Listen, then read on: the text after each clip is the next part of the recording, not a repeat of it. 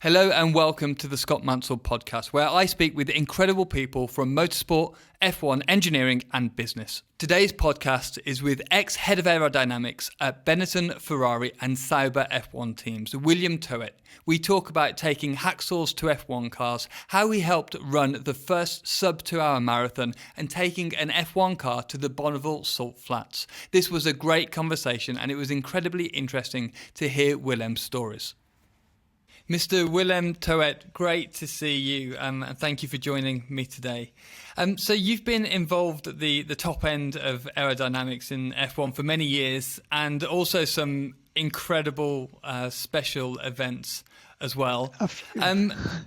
A few, yeah, which we'll get into later. And before we get into that, I was reading an article yesterday or the day before about you hacksawing parts off a Formula One car in a wind tunnel in 1994.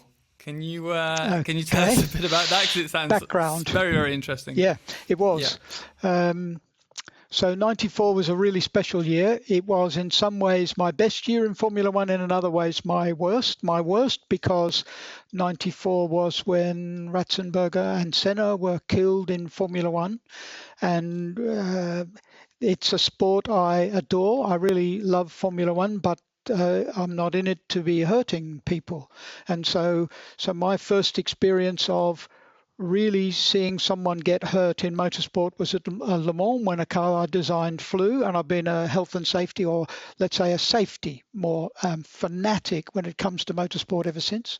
And then 94 with cars getting faster and faster and faster, and we were pulling 5G round 5 corners. If something breaks on a car, it's going to be a big problem. Yeah. And the circuits really hadn't quite kept up with how fast the cars were evolving. And so because of the problems that they'd had with a lot of accidents building up to that season as well, and then in particular those two accidents, the rule makers decided that for safety reasons they would make changes right in the middle of the season. And we knew that rule changes were coming. We didn't know who'd been doing the research, but it turns out that Ferrari had been doing a little bit of research with the FIA, and they'd together come up with some regulation changes. And we were told, we're going to tell you what the rules are at Monte Carlo, Monaco, in 94. And then the following race, 2 weeks later, Barcelona, the following race, you would have new aerodynamic rules to comply with. Now, we were really jammy, really lucky that we used to book about 1 week every 3 weeks in the wind tunnel. And we were really lucky that the Monday after the Monaco Grand Prix, I was in the wind tunnel. We were due to be in the wind tunnel. Right, and you were at Benetton at this time, correct? At Benetton. And that year was going to be, unfortunately, Senna was killed, but it was going to be a mega fight between Schumacher and Senna. And so I went to Monte Carlo and we were given the regulations and we went through, and Monte Carlo was also really a difficult race because Wendlinger had a huge accident and was knocked out, and it was just, the cars were so fast that the safety features on the cars weren't really keeping up with how fast the cars were and the safety features on the circuit as well. So it was correct to do something. So we start to read the regulations and we say, okay, there's 3 main things we need to change. And so then Monday morning, so I sat down with Rory Byrne at the time, who was, so in theory, I reported to Ross Brawn. In practice, Ross Brawn never gave me any instructions. Maybe one day we'll get into my relationship with Ross Brawn. That's another bit of fun history, if you like. I'm a difficult human character at times. I hope to be only difficult with my bosses, but if you ask my wife, I'm just a difficult character. I can be. I'm determined in the extreme. Yeah. And anyway, so in theory, I should have reported to Ross Brawn, but actually you're designing the car with a chief designer, and I worked with Rory Byrne, and I'd been working for him at Benetton before Ross joined. So that relationship hadn't really changed. So I was working for Rory, and we sat down and just agreed what we would do. And his instructions were fairly simple. Willem, you've got 1 week to design some modifications to the car that allow it to comply with the rules. We will ship 2 Barcelona, we will go there a little bit early. We'll be able to fly a few parts out from the factory, but mainly we're going to have to make parts from what we have at the racetrack. You've got 2 weeks, yeah. So wow. we started modifying the cars in the wind tunnel Monday morning, and we made our plan. And one of the first things they asked us to change was we had some beautiful curls wrapping around the front wheels from the front wing end plates. So for historic reasons, we used to run the end plates right down towards the ground and use any trick you could, aeroelastic or any trick you could to get the front back wing then end plates. As well. You were doing that. Oh, We're just making a man. video on that and bringing the wing down with the speed. We were just talking about Red Bull, but I didn't realise it had gone before. Learned that from Rory Byrne in 1985. Wow. And in those days, it wasn't bringing the end plates down. They changed the rules for 1986. Well, back a bit, but they changed the rules because all the opposition thought. So we had a big torque tube holding the front wing on. It was a big single element front wing, and everyone thought that we were letting the end plates wind down to the ground at high speed, but actually we weren't. The end plates were rigidly mounted to this tube, and it was the whole wing element that was flexing down at high speed. It was far more effective. Anyway, but we didn't, and it was actually the Minardi team that had invented these curls, and it was, you keep your eyes open, and the Minardi team. Sorry to cut in, Willem, but so you're talking about the back of the end plate. They would have these carbon swirls that would come back through the wishbones. Yeah, is that they right? They would wrap around the wheel, and so your objective was to try and take some of the tire jet. So the tire's rolling along the ground. Air is not going to pass through the solid rubber of the tire. It's got to go around, and it sort of jets out in both directions. On the outboard side, where you've got the car passing at high speed, it hits air that's got a lot of energy as far as the car is concerned, and that straightens the tire jet up. But underneath or inboard of that, you have the front wing in front of the wheel inboard of the wheel. It is slowing the air down, taking energy from the air. So that tire jet comes in. It actually does a lot of damage to the air that would otherwise go underneath the floor. And when Minardi invented these curls, they just basically took two pieces of material and just brought them in and wrap them round, and the air would sort of follow that curve around and would not go jetting all the way to the center line of the car, stopping air going underneath the floor. So they were like really magic little bits of kit. And I can tell you exactly how magic, because we were recording numbers. So we took the end plates off. We very carefully read the regulations. We set them up on a surface table, and we scribed very carefully a line where you had to stop your front wing end plate, which was just a little bit forward of the front wheel with a gap. Yeah. So we very carefully scribed the line, and then we literally took a hacksaw, put the parts in a vise, and cut them off. And so that must have been quite a significant chunk that you had to take off, right? Yeah, it was about half seeing it on or 2/3 almost of the length of the end plate. Yeah, it was a big chunk. Yeah, and it was the curls used to wrap right round behind the tire. Anyway, so 15% of downforce gone, like bang. Of the total car. Total car. Car, front wing end plate curls. That's crazy. So anyone out there who's racing a 1992 or 1993 or 1994 Formula One car, look up the curls that you'll only see now on 93 cars, because you can imagine the whole grid. You go from Monaco, you then go to Barcelona. It's 2 weeks. The only team I know that's kept one of the original sets of end plates was Williams. And they have in their museum, they have a fantastic museum, and I hope the cars are still there. I don't know if they're still there, but with the company changing hands, but they had a fantastic collection, and they had an early 94 and a late 94. You want to copy the early 94, trust me. And so if there are any of you listening out there who have like a 93 Benetton, or you have a 94 and it's been modified, revert it to the old spec.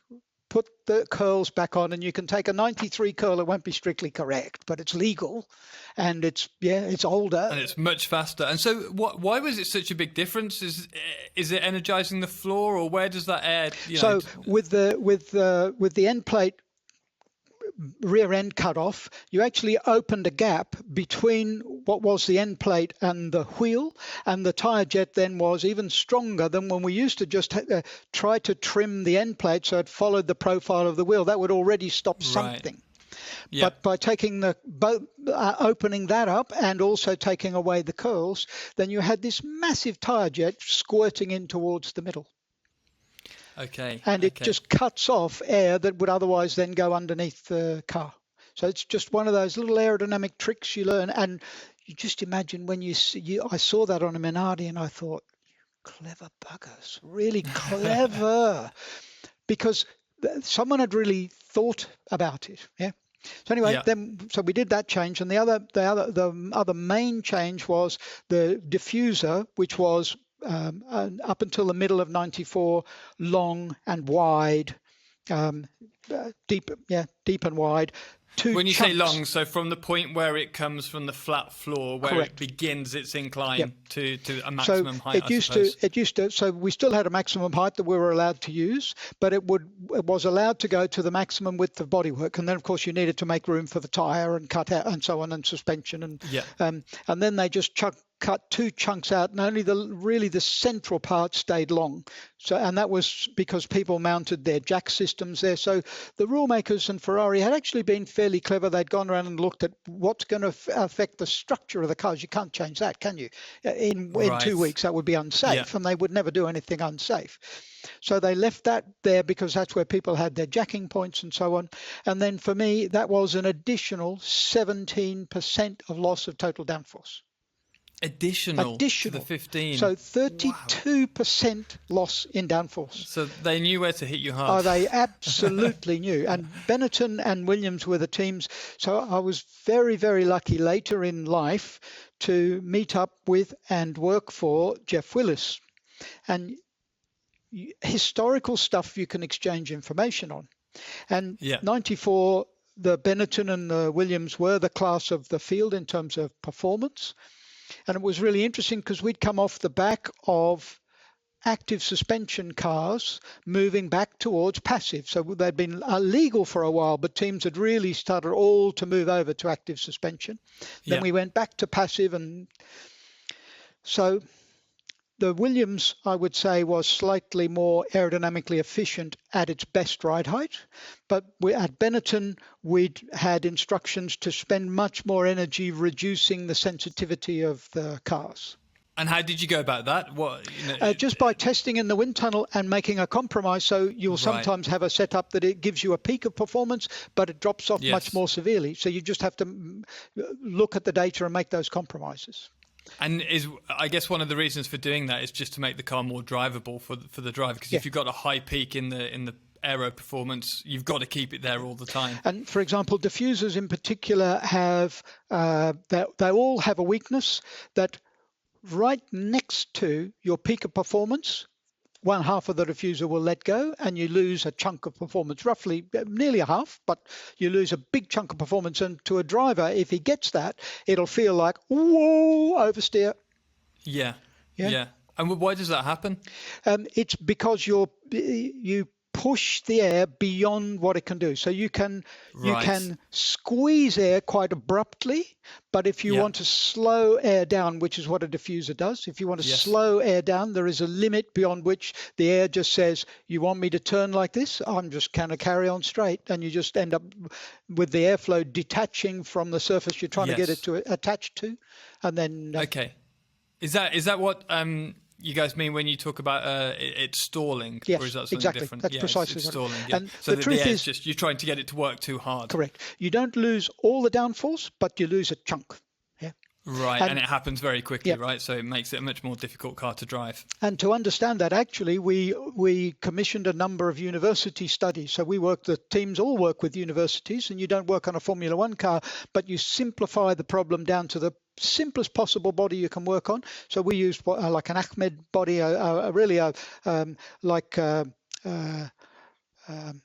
an estate car with a cut in the roof to make it more like a hatchback, a notchback, and then you turn it upside down. So you have a flat top and a diffuser on the bottom. Yes. So just a bluff body, flat top, diffuser on the bottom, put a couple of fences on, and there's your body, and then you just play with heights. You just really simplify it right down to the absolute basics, and we learned a load doing that. Because you get a vortex curling up under each fence on the diffuser fences. The vortices roll up, and eventually something happens. Maybe there's a wobble. Just something happens. You get too close to the edge, and one of the vortices just bursts. And those vortices work. They pull high energy air in from outside the body or from near to the ground. They pull that air in, and you effectively make a longer path, and you can get away with more expansion, more diffusion. Oh, right, because the air's curling around. Correct. It's a longer path. It's a longer path. Yeah, okay, understood. Wow. That's so cool. But it's just yeah, I know that's fun. Nothing, but anyway, so we lost 32% of downforce. Then we had a week, and every day I would be sending faxes back to Rory wherever he was in the world.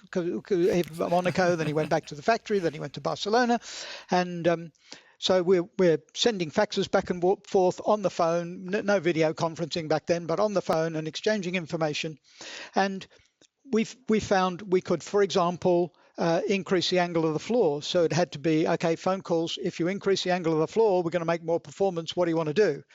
Well, we have to look at what clearance we've got on the race car. Now, the model and the race car, they're built as close as we can make them the same. So normally, if you see a problem on the model, you're going to see it on the car, but you need to check.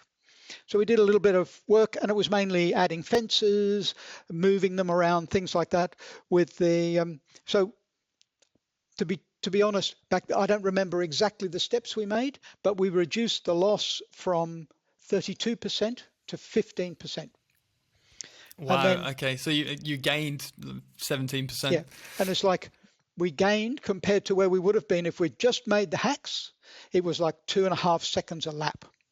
Wow. Gain. Wow. That's incredible. So you can imagine we lost damn near 5 seconds, 6 seconds a lap, 5.5 seconds a lap, and then we recovered 2.5. So back again.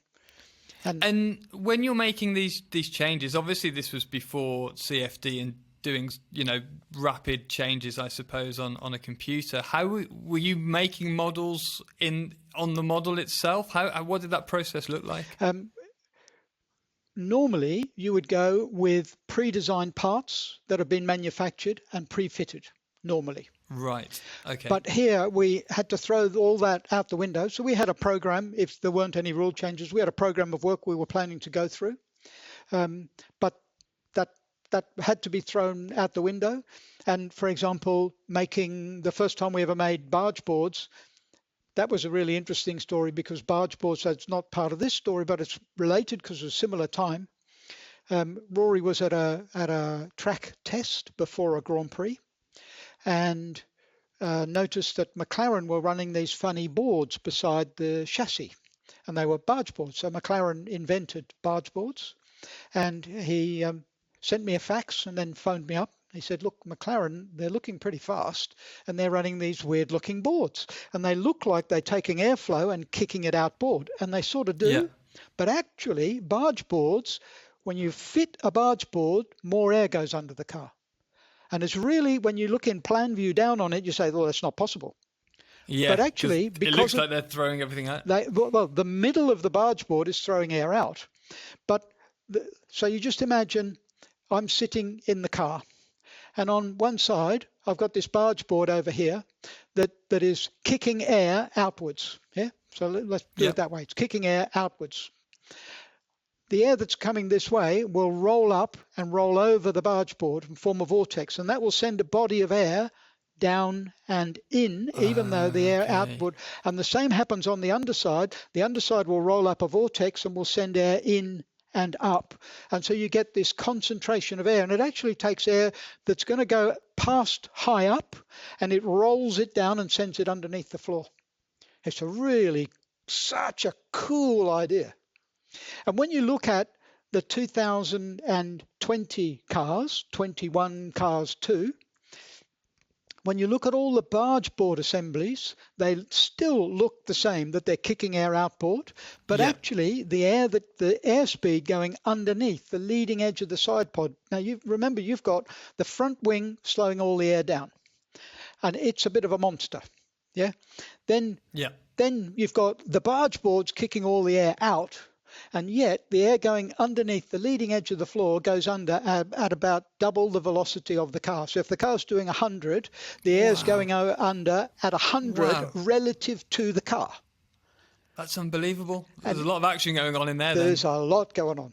And so for me, that's one of the things I adore about the world of Formula One as it has been up until now, that research into fundamental flow mechanisms and then ever increasing sizes of teams of people working on that research allow you to dig into really the details of airflow mechanisms and how to. And so one of the early things we learned is if you want more front downforce, you just have a bigger front wing, but that front wing takes energy out of the airflow, and once you've taken energy out of the airflow, you can't use that air anymore. So the main trick that the teams use is the Y250 Vortex. So when the 2009 rules came in, and for the first time we had this central section, 250 mil either side of center, that was a lifting section, and then beside that you could do something.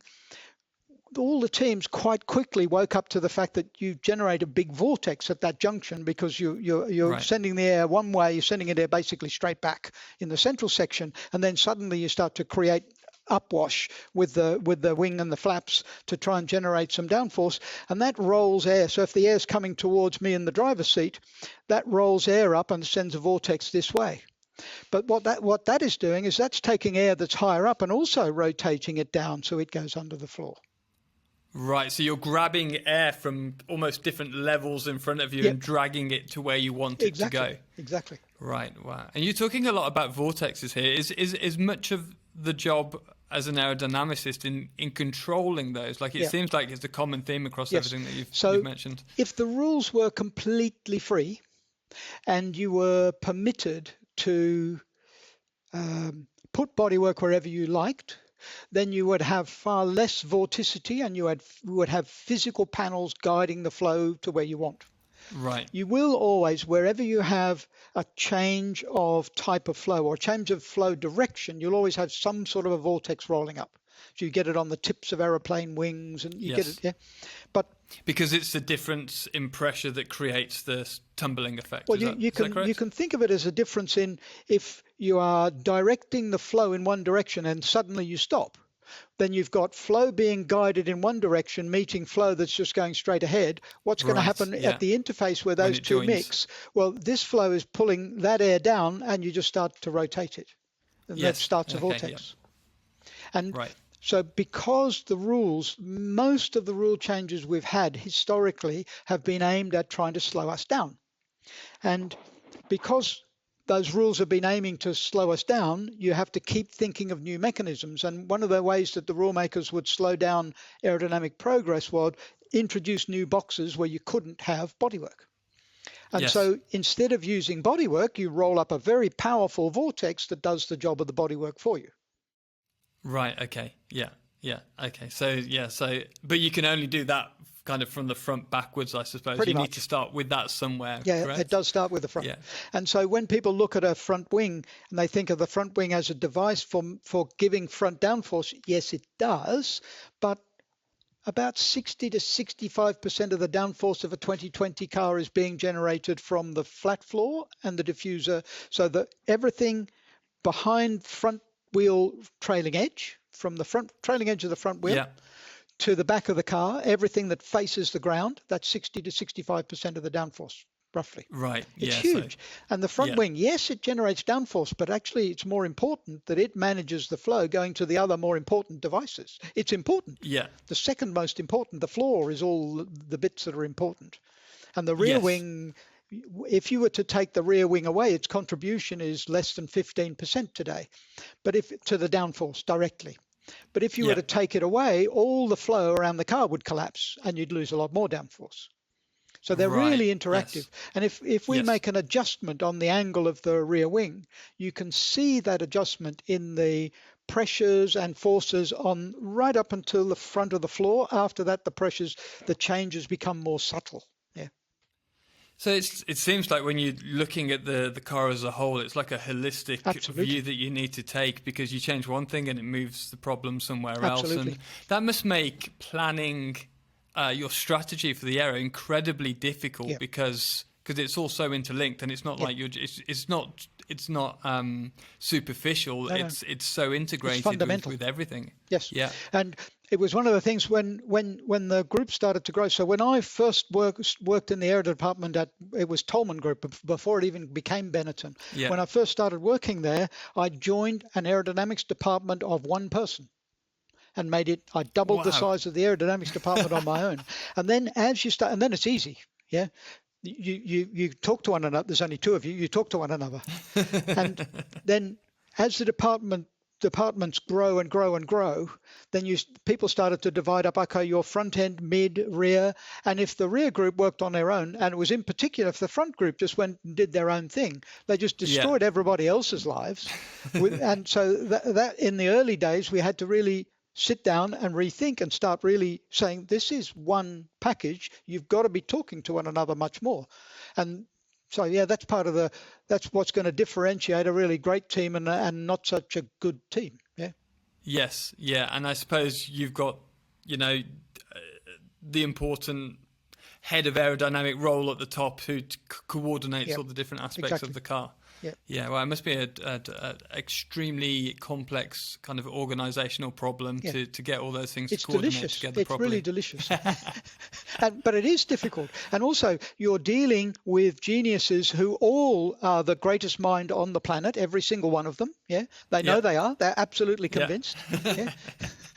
Sometimes you'll get some very polite people, like someone with a typical Japanese personality, is very quiet and quite shy, publicly at least, who won't be so aggressive as most men are, most highly intelligent men. And maybe they have more emotional intelligence, or maybe you have some women in your group who are highly intellectually intelligent. Usually they're also going to be emotionally intelligent, and they're going to be the ones that just quietly sit back. And as a boss, you've then got to really listen, and the loud shouters you've got to really push aside a little bit and let the quiet ones have their say, because quite often the quiet ones will be the ones who've really thought through a problem and have a good overall concept. Yes, and that's also part of properly. Leading an aerodynamics group.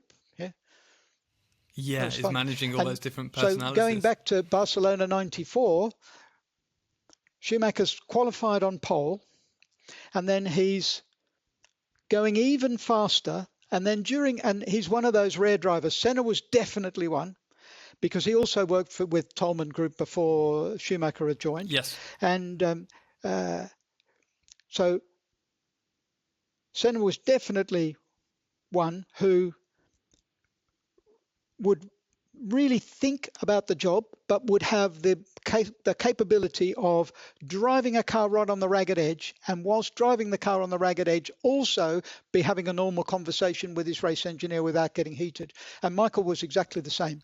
So Michael was already on pole and going faster, and the team's thinking, okay, we're comfortably on pole.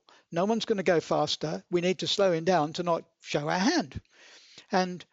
But Michael's talking so much to Pat Simmons, who was his race engineer at the time, that in the end Pat had to get on the radio, and we didn't have the ability back then for both the engineer and the driver to speak at the same time. If the driver was speaking, you had to wait till he finished. Yeah.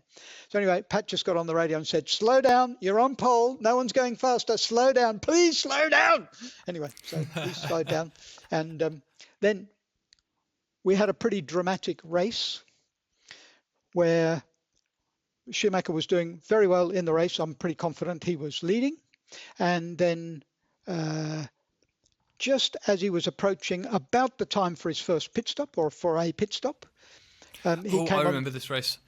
He came on the radio. Yeah, it was amazing race, really amazing. Yeah. He came on the radio and said, "I'm having some problems with gear change," and the gear change was being used for the hydraulics. Sorry, was being used for the gear change. I'm having some problems with the gear change, and he came in the pits, and they did the pit stop, and in the meantime, Ross Brawn or somebody came over and had a look and stuck his finger on the liquid that was on top of the diffuser, and it was red oil. Sugar. That's hydraulic fluid. And so sent him out. He went out first, second, pit limiter, went out third, fourth, fifth, sixth, okay, corner, fourth, fifth gear. Yeah, I do remember that race. And there's still 2/3 of the race to go. So he gets on the radio. In the meantime, the guys are thinking, well, we better tell him. He gets on the radio to race engineer Pat. I've got no more gears. I'm in fifth gear. I can't. Yeah, it's a hydraulic leak. You may as well come in because we're never going to make the end of the race in one gear. You've lost hydraulics. Yeah. Let me have a go. Just carry. What the hell? Let me have a go. Fifth gear. It can't be that bad, can it?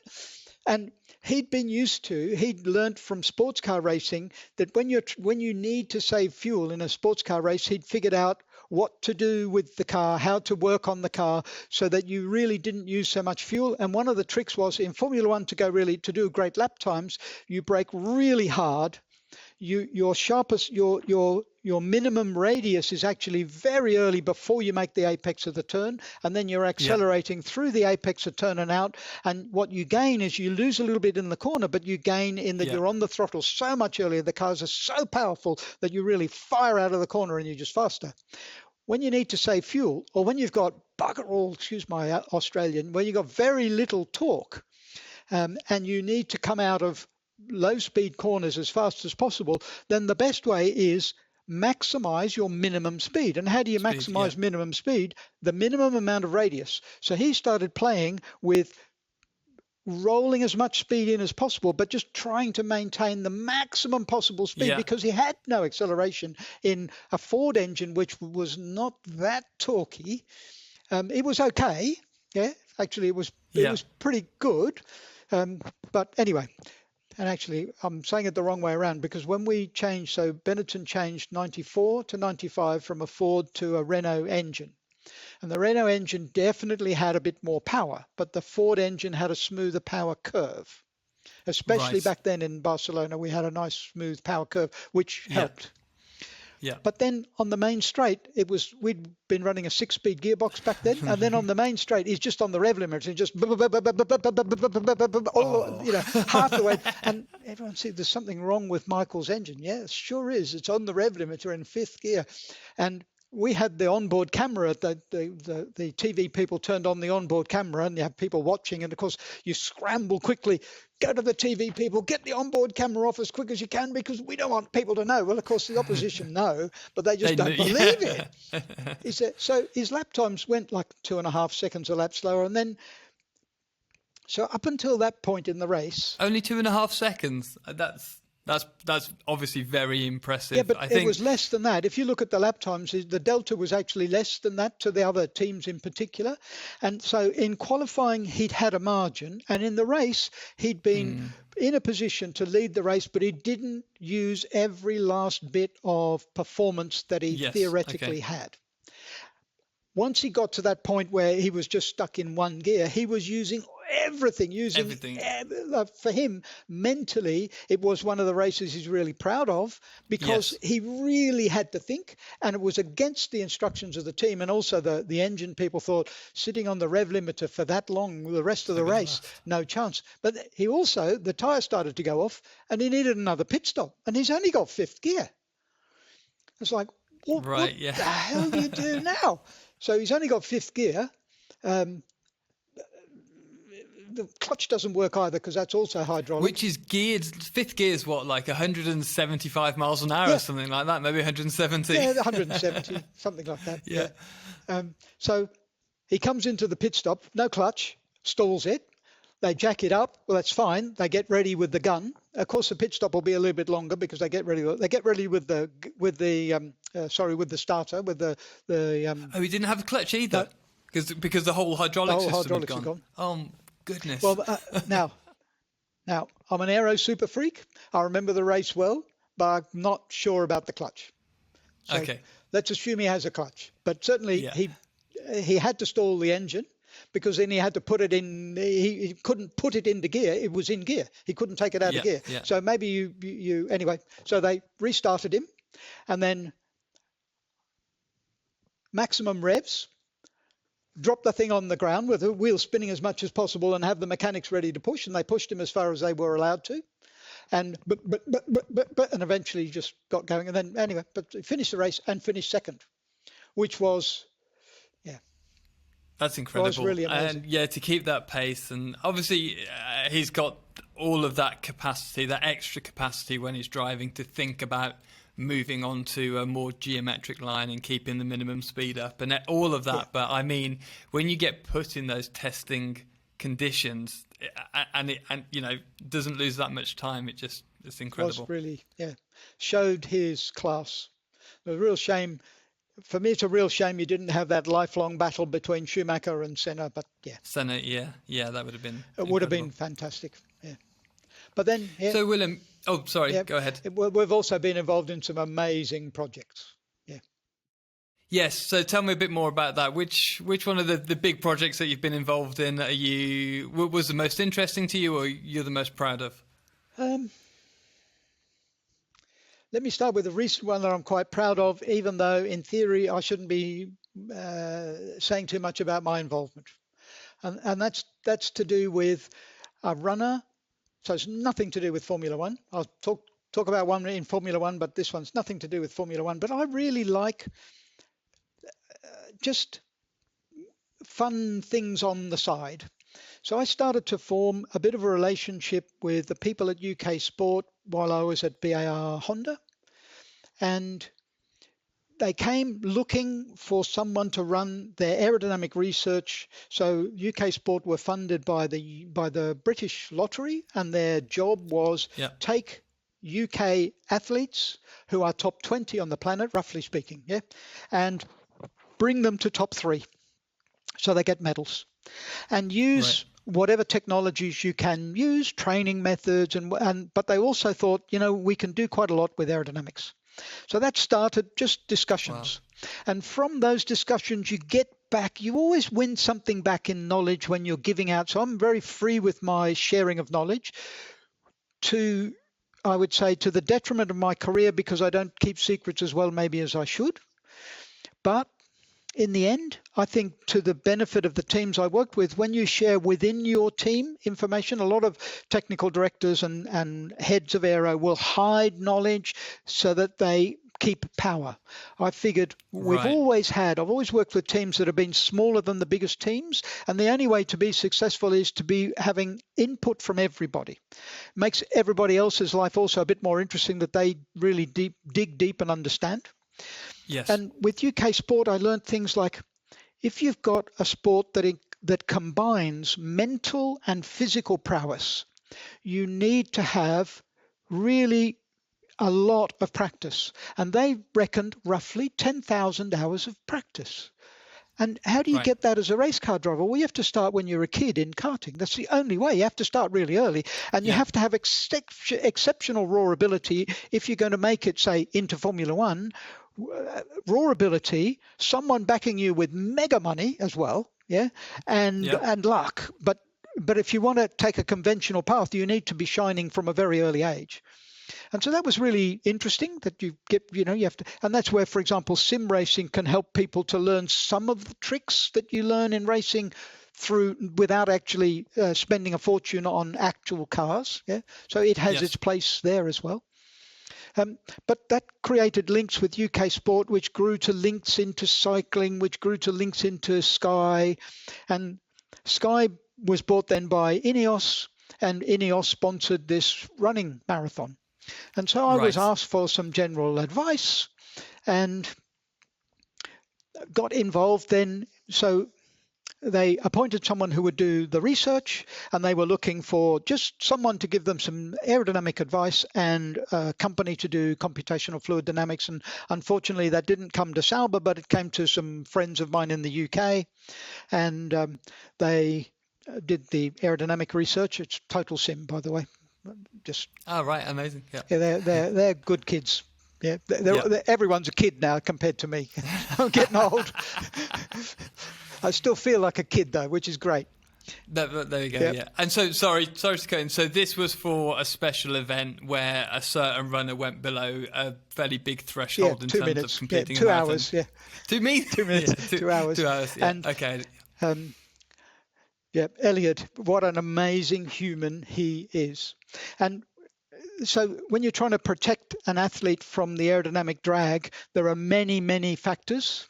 And you might imagine that, for example, taking an arrow formation of runners ahead of him might be the ideal configuration, and it's sort of okay. So just to back up, in case a few people haven't heard about this, this was a marathon runner, and the goal was to get below the 2-hour marathon. Yep. With all the conditions being as perfect as they possibly could. And so he wasn't doing it in a competition. It was on a selected course and so on. Counts as a Guinness record for the fastest marathon, but it's assisted by pacemaking. Yes. But for example, the course had to be a course that was legal for a marathon. And in fact, if you ever wanted to set this, really go under 2 hours for a marathon in a real race, the race probably wants to be there or somewhere very similar. It was in Vienna on the floodplain of the Danube River, quite close to sea level. The race started on top of a motorway bridge. You're allowed a certain difference in height between the beginning and the end. So you start high and you cruise down fast. I mean, a marathon in 2 hours, I can't do a mile at that pace. Now, I'm keen, but okay, I'm not a runner, but I'm keen. But just to run 1 mile at that pace is astonishing. These guys really are athletes in every sense of the word. But my part was to give advice relating to the aerodynamics. And you need to allow athletes space, elbow room, so that you don't crash into one another, fore and aft room, so you don't clash legs with one another. If you go too close, you will get an aerodynamic advantage, absolutely certain. But for the length of a marathon, these guys are at their mental limit and at their physical limit. And one of the things I've learned from Formula One work is that when you put an athlete onto an exercise bike and you make them work at a really high rate, if you measure a race driver's heart rate when he's really in a proper dice, because of mental work, because of adrenaline also, but mainly because of mental work, these guys have a really high heart rate. It's really difficult to remain at your normal level of intelligence when you're physically working to your limit. And that's why you need to be so physically mega fit to be able to race well in endurance races in particular. So you've got some capacity and some space left. Build yourself mental capacity in particular. Yes, that's what I mean. Yeah. So you can't afford to have these athletes when they are physically so close to the ragged edge for 2 hours plus, potentially. They're so close to the ragged edge, you've got to give them some space.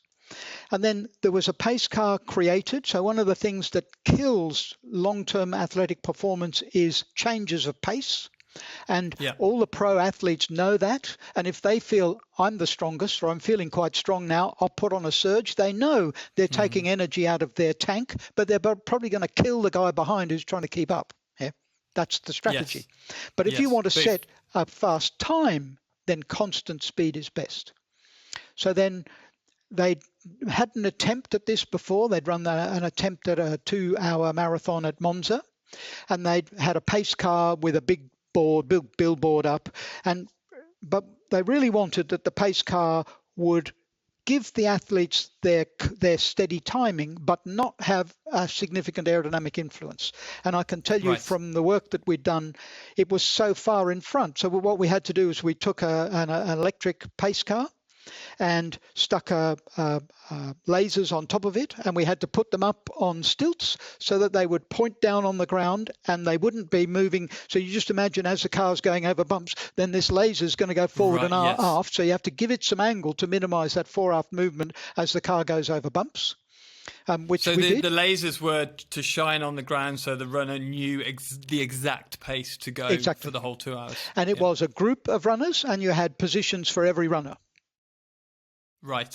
And were they changing as they got tired? Yes. Because obviously they couldn't continue for 2 hours at that pace. No. And so once we'd worked out, okay, this is what we're doing with the pace car, it's far enough out the way that it's really not going to do very much. Then we started playing with an arrow formation. We played with proximity of runners to one another, but you get a limit. And we realized in the end, you had to find a way to protect what we called the prime runner, Elliot. We had to protect him. And so we tried the arrow formation. So you're basically pushing along with an arrow, you create a big wide wake. Like but what we found was as the air goes around each runner, you're still getting a lot of high energy air. You've got quite a distance. You've got 1.5 meters or so between runners. So you've got quite a distance and you've got quite a bit of energy hitting the prime runner still. So we tried a reverse arrow formation. So you just start with a wide wake, but then you find that the air goes around the outside of the V and still hits the prime runner quite hard. But so where I tried then something, we took 3 runners out of the middle of the reverse V. And then what happens is you get air coming down either side of the V, but particularly in the middle. And then it hits the guy we call the captain who's in the base of the V. And he's not the prime runner, he's the captain. And so the captain gets all this high energy air directed at him. He forms a really big, wide wake. Big wake. Wow. Okay. And it was so successful that in the event, so I'm on WhatsApp talking to the guy in charge of all the research who's in the pace car watching the event unfold in the pace car with the runners behind him. What the hell is Elliot doing? He's offset to the side of the captain. And you can imagine you can't just send him a message and expect him to communicate straight away. His coach is riding to the side far away, and every now and then they'll send a bottle in to him for some drinking water via other runners.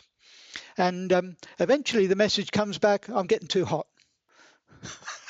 No way, because there just wasn't any airflow over him. So successful, he was getting too hot. So cool. And when we first presented this running formation to Elliot's coaches, so there a lot of them are based in the Netherlands, Belgium area, and they know a professor who does a lot of aerodynamic research on cycling and so on at Eindhoven University in the Netherlands, Belgium area. And Bert Blokken, and he's a genius. He's a really, really clever guy. And he looked at this running configuration and he was like, not convinced that's actually going to be better. And he does his testing, so he does CFD, but he has a really good wind tunnel for doing athletic testing and cycle testing. And he prints quite small models and starts with small scale. So he printed the running configuration. And so I went to a test. Printed it for trying it in the wind tunnel? Printed them, yeah. Okay. So printed plastic runners for trying in the wind tunnel. So it's not strictly correct because they're not moving, but to get an idea. Yeah? And in fact, that methodology of trying a simplified version of a problem and getting a feeling for what's happening, I believe in absolutely. It's a correct way. Yeah. Get a feeling for what's happening. Try and get that first order of magnitude of importance. What's really important, what's not.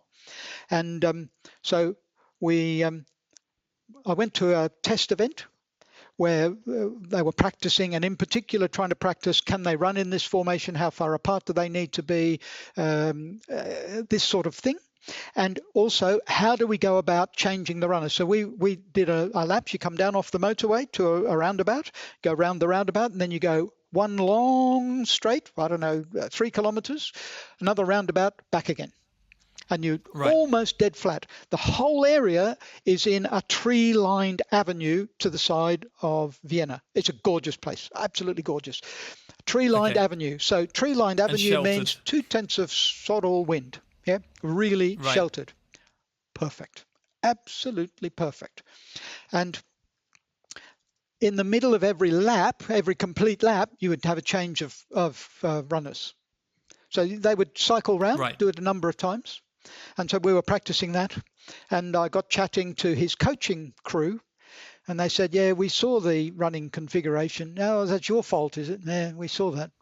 We sent it to Professor Blocken, and he had a look, and he said, yeah, not convinced. And then he did a wind tunnel test, and he said, stroke of genius. So that was some nice moment. Yeah, really nice moment. And how did you come to that conclusion? Because that's it. It seems so out of the ordinary. I was going to ask, like, you've been in Formula One for so long, and then you transfer to a special project like this. And although I presume air works in a very similar way around, a human rather than a car, but it's such a different environment. Yeah. How did you even begin the process of figuring out what to do? So the studies were done in computational fluid dynamics. And one of the great things about CFD is getting really good flow visualization information. So forces in CFD, you have to be quite careful just taking forces as gospel. But when you study the airflow, so one of the things we studied is what wake is the prime runner seeing? And we could see that with the arrow formation, you were still getting really high energy air coming through all these runners and finding their way to hit the prime runner. But you could see around every athlete, there was this little bubble. And so by seeing these little bubbles, and then when you bring another athlete into the side and maybe a bit forward or a bit rearward, you could see this bubble distorting and moving a little bit. Understood, so we just started asking ourselves, how can we strengthen that little bubble? Yeah. So I was working with a guy called Henry, a total sim, and he came up with one part of the idea and I came up with the other, and we thought, let's try that. And then you get the results. It's like, fantastic. And how many runners did you end up with in the end, protecting the main runner? 7, I think. 7. Okay. Wow. And so when you were doing that work in the CFD, in essentially the computerized wind tunnel, I suppose, to put it in a simple form, were the runners running in those simulations? Can you simulate that?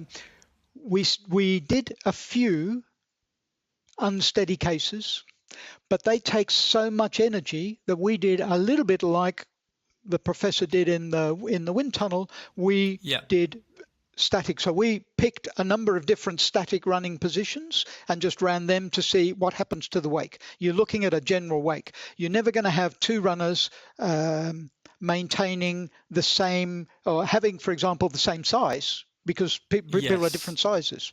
So the poor captain, the truth is, the captain had high energy air directed at him, so he had more drag, and he's trying to run world record ever, best ever, faster than the best competition marathon ever. He's trying to do that for 6 kilometers at a time, and then he has a 6 kilometer break while someone else takes over, and then he's got to go again. And he's trying to do that with more drag than you have if you're running on your own. Yeah, I mean, so he had the hardest job of anyone. Well, and they were absolutely. The guys were just brilliant. Everyone was just brilliant. It was a really great, fun thing. That must have been such a fun project to work on, because it's so different to what you'd been used to, and it was such an incredible achievement. Yeah. Another one. Fantastic. Another one was trying to make a Formula One car go fast at Bonneville. That was amazing. Yes. So who was that with, and when was it? So that was with BAR Honda, it was British American Tobacco wanting to do weird events. So they tried a few different things. They did like a team building event, come to Switzerland and climb the Hoherfisten. So they're 4 mountains, one in a row, and one of them has a razor's edge. And you've got to take the whole team of mechanics, and they've got to go from the base of the first one up the lot. Now, fitness for number one would have been a killer anyway. Then fear of heights would have stopped half the rest of the population.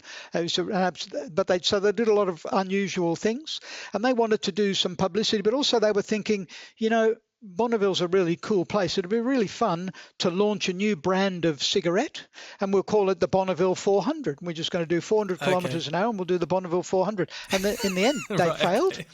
And they did an average of something like 398 with more than 400 one way, but a bit less the other.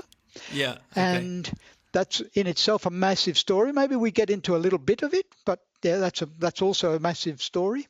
So the project started 2004, and in the end, it was chosen with time passing to use a 2005 car for this event. And early on, they decided, so do you want to make it any sort of a car, or does it have to be Formula One legal? And they decided, actually, to do the event, you can't really call it a Formula One car unless it's legal for Formula One. And then you discover so at first we started with a few CFD runs, and then very quickly the main team, so I wasn't running the whole aero department at BAR Honda. You had two senior aerodynamicists doing the aerodynamic development of the cars, and I did everything else, providing staff, providing facilities, looking after CFD. I did everything else. But the main guys developing the car there weren't so many of them, and they really wanted to focus on developing the car that's going to race, not on doing a special event. So we ended up doing a bit of a deal with Southampton University and got a couple of students involved in doing some model testing, and then doing some extra CFD testing as well on the side. And the CFD is great for understanding. So really quickly we realized if you have a rear wing at all, you're going to have too much drag, you ain't going to do it. You're just not going to get there. So you've got to take the rear wing off. Then we looked at, you've got to rebalance the car. So then you take the front wing down to next to nothing, but then you still got to reduce the drag. You've got to rebalance the car because it would be impossible to drive so just imagine, at that speed without a wing. You have a car with no rear wing. What's the problem at Bonneville? The problem at Bonneville is you're running on salt. Salt has a very low friction coefficient. And in fact, we found that we couldn't use our normal slick or grooved tyres. We had to use intermediates or wets. Just to have any traction. To have any traction at all. And in the end, what are you doing? You're moving salt. That's what you're doing. Okay. You're taking a load of so many kilograms of salt per second, and you're spitting them in the air backwards. Yes. Yeah. And as a result, the car gets pushed forward. It's a bit like that. Yeah. There isn't much friction. That absorbs some of the energy. A lot. Quite a lot of the energy. It does. So we also realized quite early, the best way to reduce the drag, what's left? You take the main drag device, which is the rear wing, off. Then the other big drag device you've got is the tires. So we thought, no problem. We'll run the front tires on the rear of the car and reduce the profile of the rear a little bit. and then apart from the tyre manufacturer not being too happy about that because they have different constructions, apart from that, it's also illegal because you have a maximum and a minimum size for each tyre, so you can't do that anyway. So then you're stuck with the tyres. So then we had to do aero research to reduce the drag. And so one of the fun things we did was I looked at the side pods, standard side pods, and I thought, well, that air entry it's just drag. Cooling is just drag. So we designed in CFD, we did a little bit of a project in CFD, and instead of having an air entry for the cooling like this, it was like this. And when the mechanics saw it, it was like, there is no way that is going to cool. That is going to absolutely boil. Well, how long were the runs? Well, you have to build up to speed, and then you have to do you have a timed mile, and then you have to turn around, build up to speed, and a timed mile back again. So you were talking about a minute or so for a run. A minute and a half, 2 minutes, depends on where the measured mile was. So you once you got yourself up to speed, so you could still boil one of those easily. Old 2004 engines. Yeah, easily. But average speed around a Grand Prix circuit is maybe 100 miles an hour. You're doing 220 miles per hour plus. Yes. Yeah? So more air. More air. So small entry, long, gentle expander, and actually they had to put tape onto the tiny entry that they complained about. Really? Yeah. There you go. So overcooled with a tiny little inlet. And so at the rear of the car, you mentioned taking the rear wing off. Did you do anything there to give it some rear grip? Yeah, well, rear grip. The car, by the time we finished, so a Formula One car of the day would have had a coefficient of downforce with the frontal area that it normally has of, say, 2 3.5, say, roughly. We had a coefficient of vertical downforce of 2.3 without a rear wing, because you still have the floor. You still manage to get nice high energy to the floor. And one part of drag is skin friction. But skin friction is a very small part of the total drag of a Formula car. If you think, could you just expand on that? What's skin friction like? As in when the air hits the so skin of the car? Skin friction is the air, you're moving something through the air, and the molecules are rubbing against the air, and you're literally pulling back on the body with the molecules that you're moving aside, if you like. Yeah. Right. Okay. That's sort of skin friction you're going to get. But most of the drag on a Formula car you can think of as induced drag. So let's take an object. You take an object and you're passing it through the air at an angle, okay? Yes. Then one of the forces, if you create pressure, sometimes you think of it as pressure drag. If you create pressure, positive pressure on the top surface, that pressure is going to act at 90 degrees to the surface. So at this angle, like this, you're going to have that pressure pushing down more than it pushes back. Whereas if you go at this angle, so you look at the trailing edge of a rear wing at this angle. So pressure acting at 90 degrees is pushing more backwards than it is downwards. And the same with if you get a reduction in pressure on the opposite surface, it's the same deal. A diffuser is quite a low angle. So a diffuser is not only the most powerful, the diffuser combined with the floor in Formula One. Yes. It's not only the most powerful, but it's also the most efficient. So you still end up with quite an efficient car. Okay, you've still got the exposed wheels. That's what killed you. But you've still got a reasonably performing car. But let's say you don't do anything with the front wing. The front wing is ahead of the front wheels. And because it's ahead of the front wheels, it's pulling down on the car ahead of, so let's say there's my front wheels. I'm pulling down on the car ahead of the front wheels. Leverage. What am I going to do to the rear? I'm going to pull downforce off the rear mechanically. Right, yes. And then also, if you've got a simple car, and back then they were relatively simple compared to today, if you've got a simple car and you're taking energy out of the air with the front wing, you don't have it under the floor. Right. So by flattening the front wing, getting more energy to the floor, the diffuser works better. You get more rear downforce, you got more traction, you go faster. Okay. Yeah, clear. Very, very clever. And with like the ride heights, did you do anything strange with that? Is there a ride height or a pitch that's particularly low drag? Well, we did have to play with the ride height, but actually we needed to get downforce. So we went for They went for a pre-test with a normal Grand Prix car, just set it to Monza low downforce configuration. I don't think they've even bothered with that. They just went and they did things like test the tyres, see what it feels like, get driver feedback. And it was Alan van der Merwe who runs drives the safety car in Formula One, the rescue car. F3 champion, I think. Yep, a really good guy, really good driver. Yeah. A bit of a hero, I would say, actually, with Grosjean's fire. Man, did he? Yes, certainly. That was scary. That was really scary. Anyway, really good driver, really good feedback. And so that's where we learnt we needed to have grooved tyres, not wet weather tyres and so on. Yeah. Wet weather tyres, not just grooved or slick. Yes. So I did a pre-event, and then they came along for their first attempt at doing the record. It turned out the salt flats were flooded, so they couldn't. But they went to the Mojave airfield, and I remember getting a phone call from them, from the States. Willem, it's an 80-kilometre-an-hour crosswind. What the hell do we do? Oh my God! 80-kilometre-an-hour crosswind. That sounds unstable. I said, send the driver out, tell him to do some slow running, and see what it feels like. What can I do? Yes, you're going to have a problem. So what the guys did was you have to have, in side view, you had to have a certain amount of cross-sectional area. And so we put a central fin on it. And because we were really worried about stability, we set up a system with the hydraulics of the car that it would actively, so we made some active aerodynamics, that if the car started to go sideways, the fin would flick out and push it back. Right. And if that came in during a high-speed run at Bonneville, that run was illegal.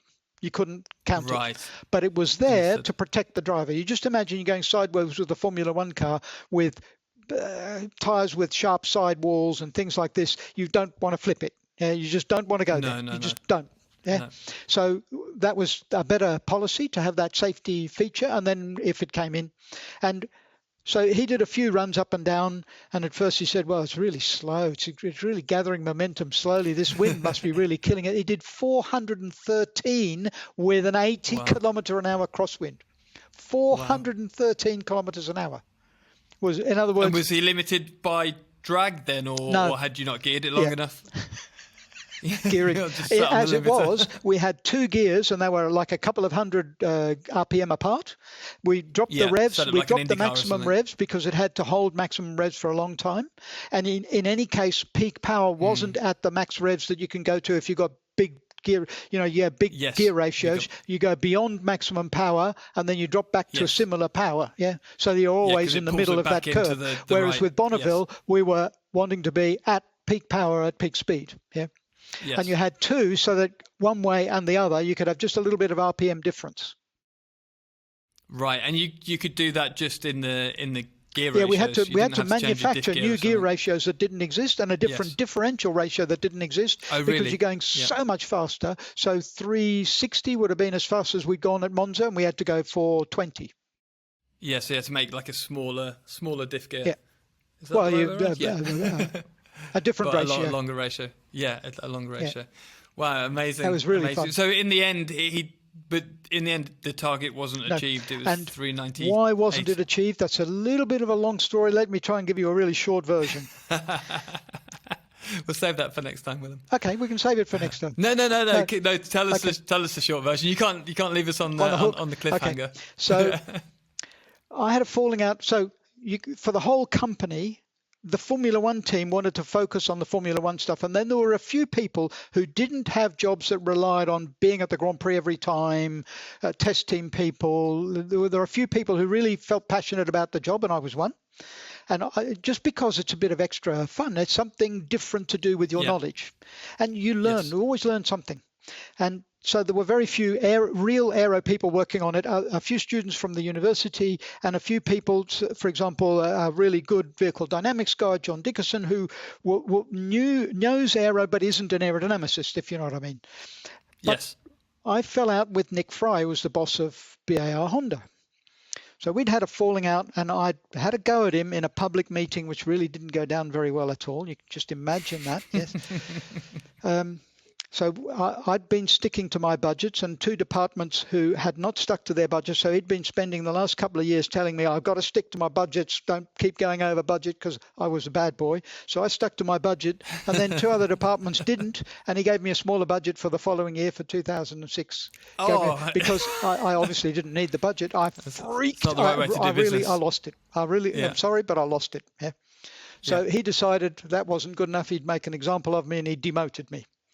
So then I decided I would leave, and so I wrote what had become within the motorsport world, people on the inside, a relatively well-known email. So first I wrote a resignation letter, I don't know, 1:52 p.m., 1:52 p.m., and then 2 minutes later was my BAR all email, because I was a head of department. I could send an email to everybody in the whole company. And that was the one that had me marched out of the building within 15 minutes. Now, I wasn't rude, but I did say that I felt I'd been sabotaged, which is not a good word to use. I did say that I didn't agree with the way that Nick Fry was taking the company, which wasn't very smart. I've not always been smart in my career, if you know what I mean. Yeah, that's not a smart thing to do. But then, so I'd gone. And they went to the first event was relatively well supported, but the lake was the salt flats were underwater, so and then they went back again, but they did not take with them an aerodynamicist. And then in order to succeed in the event, they needed to take some front downforce off in order to get some more on the rear. And the deputy technical director who was in charge of the event decided he didn't have backup. He wasn't going to phone the factory. He would make the decision himself. We're not going to take front wing off. And one of the things that I was scared about, and one of the things that you have to be careful of once you're going to high speed. At high speed, if you allow a car to go up, so we know this from sports car racing, and that was my experience in 1984. A car at Le Mans, slow rear puncture, Mulsanne kink. Rear of the car comes down, so the front of the car comes up, and the car at first very gracefully just starts to fly. And you change from creating downforce from the floor to creating lift force with the air just getting under it. And when you are traveling at that sort of speed, even a Formula One car would be capable of flying. At lower speeds, not, because we've done so much homework in the past making sure.